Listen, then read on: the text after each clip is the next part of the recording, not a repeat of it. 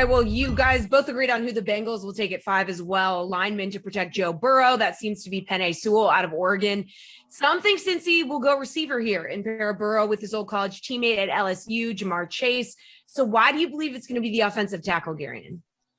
I just think it's such a glaring need. But this might be giving the Bengals a little too much credit. I mean, sometimes when you're a GM and you're staring down a shiny new offensive toy, especially someone like Zach Taylor, who is an offensive mind, it's hard to say no to someone like Jamar Chase, especially considering the connection he has with Joe Burrow. I mean, it's obviously a pick that would make Joe Burrow very happy, although you could make the same argument that letting him keep his one healthy knee for another season would be a pick that would make Joe Burrow very happy.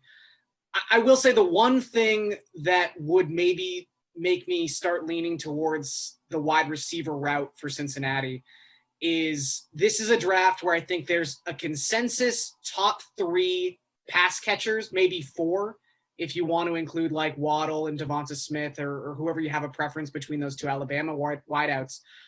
It seems like there's a lot of tackle depth in this draft. And if the Bengals really don't see Sewell as like the consensus number 1 offensive tackle, and I know there were some reports that teams are questioning that a little bit, maybe they do go the wide receiver route and use some of their capital in the second round to go after offensive line help. But if I'm them, I mean, 31st in adjusted line yards last season, 26th in adjusted sack rate. They need help on the offensive line. So this pick would make the most sense. Whether or not they have the sense to do it is another question.